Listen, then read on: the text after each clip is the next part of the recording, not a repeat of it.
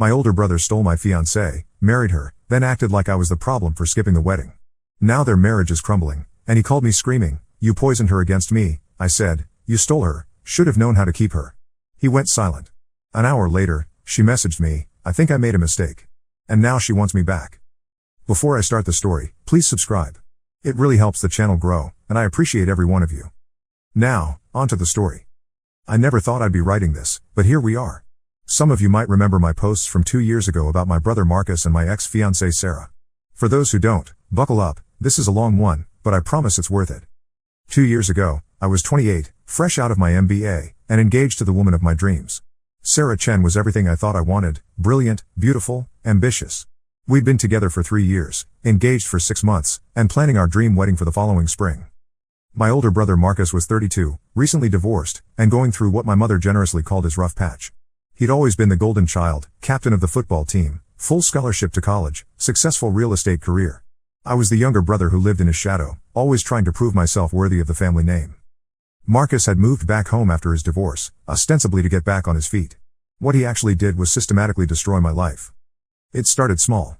Marcus would join Sarah and me for dinners, claiming he was lonely. He'd text her directly about family stuff instead of going through me. He started showing up at her workplace with coffee, saying he was just in the neighborhood. I voiced my concerns to Sarah, but she brushed them off.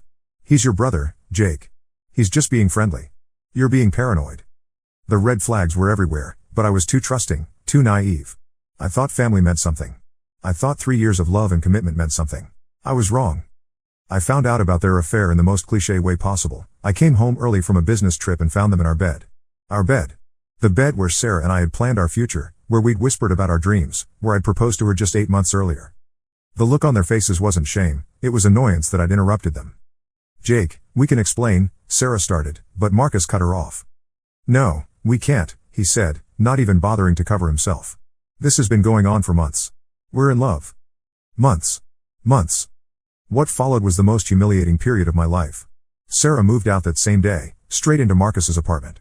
She left her engagement ring on the kitchen counter with a note that said, "I'm sorry it had to happen this way, but we can't help who we love." My family's reaction was somehow worse than the betrayal itself. My mother called me crying. "Jacob, honey, I know this is hard, but Marcus is really happy. Can't you just be supportive? Family is forever." My father was more direct. "Son, I know you're hurt, but holding grudges won't change anything. Your brother needs our support right now." My own parents were asking me to be supportive of the man who destroyed my engagement. But the worst part? 3 months later, I got the wedding invitation. Yes, you read that right. Marcus and Sarah were getting married, and they had the audacity to invite me to the wedding. The note inside, written in Sarah's handwriting, said, "We hope you can find it in your heart to celebrate our love. Your presence would mean everything to both of us." I threw the invitation in the trash and didn't respond. The call started 2 weeks before the wedding. Marcus called first. "Jake, come on, man. Don't be like this. She was never really yours if she could fall for someone else, right? We're family. Family forgives." Then my mother, "Jacob, please don't embarrass us like this. What will people think if the groom's brother doesn't show up?" Then my father, "Son, you're being childish. This is bigger than your hurt feelings." Finally, Sarah herself called. "Jake," she said, and I could hear her crying. "I know I hurt you, but I never meant for it to happen this way. Marcus and we just clicked. You know how these things happen. Please don't punish him because you're angry at me." I hung up on her. I didn't go to the wedding. Instead, I went to therapy, started working out obsessively, and threw myself into my career with the fury of a man who had nothing left to lose. My absence at the wedding caused a massive family rift. My parents were disappointed in me. My extended family whispered about how I was bitter and couldn't let go. Marcus posted photos all over social media of their perfect day, with captions about new beginnings and true love conquering all. I was painted as the villain in my own tragedy. So I did what any rational person would do. I moved across the country. I got a job offer in Seattle, packed up my life in Chicago, and started over. No forwarding address for anyone except my employer. For 2 years, I built a new life. I got promoted twice, bought a house, started dating again. I met Emma, a pediatric nurse who was kind, funny, and had never heard of Marcus Chen Miller. Yes, he took her last name, which was another slap in the face since Sarah had always said she wanted to keep her name when we were engaged. Last month, I got a call from my mother. She'd somehow tracked down my number through my company. "Jacob, please come home. Your father is having heart surgery next week." I couldn't ignore that. Whatever my feelings about my family, I wasn't going to let my father face major surgery without his son there. So I took time off work and flew back to Chicago.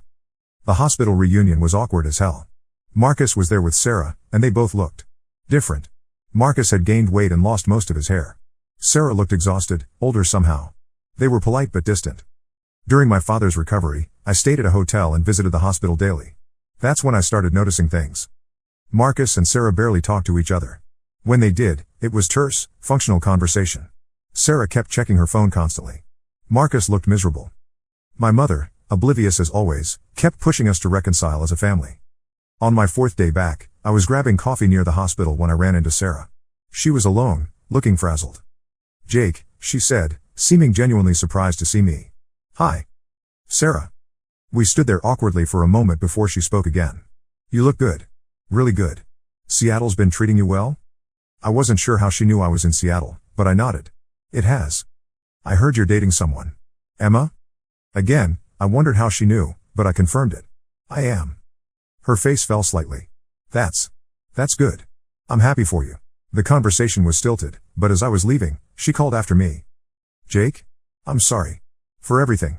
I know that doesn't change anything, but I needed to say it." I just nodded and left. Over the next week, while my father recovered, the cracks in Marcus and Sarah's marriage became impossible to ignore. I overheard them arguing in the hospital parking garage one evening. Sarah was crying, saying something about how he wasn't the man she thought he was. Marcus was defensive, claiming she had unrealistic expectations. My cousin Linda, who had always been close with, pulled me aside during one of my hospital visits. "Jake, I probably shouldn't tell you this, but Marcus and Sarah are having serious problems. She confided in me last month that she thinks she made a mistake. Not just marrying him, but the whole thing. She said she realizes now that what they had was just excitement and novelty, not real love like what she had with you." I didn't know what to say to that. She also said Marcus isn't who he pretended to be during their affair. He's controlling, jealous, and paranoid. He checks her phone, doesn't let her go out with friends, and accuses her of cheating if she's 5 minutes late coming home. The irony is pretty thick, considering how their relationship started. 2 weeks after I returned to Seattle, my phone rang at 11 p.m. It was Marcus, and he was screaming. "What did you say to her?" "What are you talking about?" I asked, genuinely confused. "Sarah. What did you say to her at the hospital? She's been different ever since she saw you, and now she's talking about how she made mistakes and needs to reevaluate her life. You poisoned her against me." I was quiet for a moment, processing this. Then I started laughing. Actually laughing. "You think I poisoned her against you?" "Marcus, I barely spoke to her. We had one 5-minute conversation in a coffee shop." "You're lying. She keeps comparing me to you, talking about how mature and successful you've become. She said seeing you made her realize what she gave up." "Maybe," I said, feeling calmer than I had in years, "the problem isn't that I poisoned her against you. Maybe the problem is that you stole her without knowing how to keep her." The line went silent. "You stole her from me," I continued, "destroyed our family, made me the villain for not celebrating your betrayal, and now you're surprised that a relationship built on lies and cheating isn't working out? You should have thought about that before you decided to be the kind of man who steals his brother's fiancée." Marcus hung up on me. An hour later, my phone buzzed with a text from a number I hadn't seen in 2 years. "Sarah, Jake, I know I have no right to contact you, but I need to tell you something. I think I made a mistake. Not just marrying Marcus, but the whole thing. Leaving you, choosing him, all of it. I don't know what I was thinking. I threw away the best thing in my life for what? Excitement? The thrill of something forbidden? I was an idiot. Sarah, I know you're with someone now, and I'm not asking you to leave her for me. I just needed you to know that I realize what I lost. You were the better man then, and seeing you now, I can see you're an even better man now. I'm sorry I was too stupid to see it before. Sarah, Marcus isn't who I thought he was. He's insecure, controlling, and honestly, he's jealous of you. He always has been. I think part of why he pursued me was to prove he could take something away from you. I was just too flattered and stupid to see it. Sarah, I'm filing for divorce next week. I can't live like this anymore. I just wanted you to know that you were right about everything, and I'm sorry it took me 2 years to figure out what I threw away." I stared at those messages for a long time. I didn't respond to Sarah's messages that night. Instead, I called Emma. "Hey babe," she said, and I could hear the smile in her voice. "How was your day?" "Complicated," I admitted. "Can we talk?" I told Emma everything, about Sarah's messages, about Marcus's call, about the whole situation. Emma listened without judgment, asking clarifying questions but not trying to tell me what to do. "So what are you thinking?" she asked when I finished. "I'm thinking," I said slowly, "that 2 years ago, I would have dropped everything and run back to Sarah. I was so devastated by losing her that I thought I'd never get over it. And now? Now I realize that losing her was the best thing that ever happened to me. If she hadn't left, I never would have moved to Seattle. I never would have met you. I never would have learned that I deserved better than someone who could be stolen away. Emma was quiet for a moment. Do you still love her? I thought about it honestly. I love who I thought she was. But that person never really existed. The Sarah I loved wouldn't have had an affair with my brother. The Sarah I loved wouldn't have invited me to her wedding 3 months after destroying my life. The real Sarah showed me exactly who she was, and it took me 2 years to accept it. So what are you going to do? I'm going to respond to her message. And then I'm going to ask you a question that I've been thinking about for months. I texted Sarah back the next morning. Me, Sarah, I appreciate your apology, and I forgive you. Not for your sake, but for mine. Carrying anger for 2 years taught me that forgiveness is something you do for yourself, not for the person who wronged you. Me, that said, I need you to understand something. The Jake you remember doesn't exist anymore. The man you left was insecure, desperate for approval, and willing to accept scraps of affection. The man I am now knows his worth. Me, you didn't make a mistake by leaving me. You made a mistake by cheating on me. You made a mistake by betraying me with my own brother. You made a mistake by inviting me to celebrate that betrayal. But leaving me? That was the kindest thing you ever did for me, even if you didn't mean it that way. Me, I hope you find happiness, Sarah. I really do. But you won't find it by going backward. Neither of us can undo the choices we made, and I wouldn't want to. Those choices led me to the life I have now, and I love my life. Me, take care of yourself. Don't contact me again. That evening, I took Emma to our favorite restaurant. After dinner, I got down on one knee. Emma Rodriguez, I said, pulling out the ring I'd been carrying for 3 months, you are everything I didn't know I was looking for. You're kind without being naive, strong without being hard, and you love me not despite my flaws, but including them. Will you marry me? She said yes, of course. We're getting married next spring. Marcus called me 3 more times after Sarah filed for divorce. I didn't answer. He left increasingly desperate voicemails. Jake, please call me back. Sarah's gone crazy. She's saying all kinds of things about our marriage, about how I treated her. You need to talk to her. It's your fault she's leaving me. You got in her head somehow. You owe me. Fine, don't call me back. But when this family falls apart completely, remember that you chose revenge over forgiveness. I deleted all the voicemails without listening to them completely. My mother called to guilt trip me about abandoning my brother in his time of need. I told her that Marcus was 34 years old and could handle his own problems. When she started crying about how the family was falling apart, I reminded her that Marcus was the one who decided family loyalty only went one way. My father, still recovering from his surgery, surprised me. He called a week after Emma and I got engaged. Son, he said, I owe you an apology. Your mother and I were wrong to ask you to support Marcus after what he did. We were so focused on keeping the peace that we forgot about keeping the right. I'm proud of how you've handled this whole situation. It was the first time my father had ever apologized to me for anything. Emma and I are planning our wedding for next April. It's going to be small, intimate, with people who actually care about us. My father will be there, my mother too, grudgingly. Linda and a few other supportive family members are coming. Marcus and Sarah are not invited. Sarah tried one more time to contact me, through Linda. She wanted to explain herself and make amends. I told Linda to tell her that some bridges, once burned, can't be rebuilt. Not because I'm cruel, but because I'm finally wise enough to know the difference between forgiveness and foolishness. The update, present day. It's been 6 months since Sarah's divorce was finalized. Through the family grapevine, I hear that Marcus moved back in with our parents and is struggling with depression. Sarah moved to California for a fresh start. I don't feel sorry for either of them. Emma and I are incredibly happy. We bought a house together, adopted a dog named Winston, and are planning our honeymoon in New Zealand. She's nothing like Sarah, where Sarah was ambitious to the point of ruthlessness. Emma is ambitious but kind. Where Sarah was beautiful but cold, Emma is beautiful and warm. Where Sarah made me feel like I had to earn her love, Emma makes me feel like her love is freely given. But most importantly, Emma is here because she chose me, not because she was looking for excitement or trying to hurt someone else. She's here because she loves the man I am, not the man she thinks she can change me into. If you're still reading this novel of a post, here's what I learned. Sometimes the worst thing that happens to you is actually the best thing that happens to you. Sarah betraying me with Marcus hurt like hell, but it taught me what I was worth and what I deserved. It forced me to grow up, stand up for myself, and build a life based on my own values instead of other people's expectations. Forgiveness doesn't mean reconciliation. You can forgive someone for your own peace of mind without letting them back into your life to hurt you again. Family isn't just blood, it's people who show up for you, support you, and have your back when things get tough. Marcus is my brother by blood, but he's not my family. Emma, my father, finally, Linda, and my real friends, they're my family. And finally, when someone shows you who they are, believe them the first time. Sarah showed me she was someone who could cheat on and betray the person who loved her most.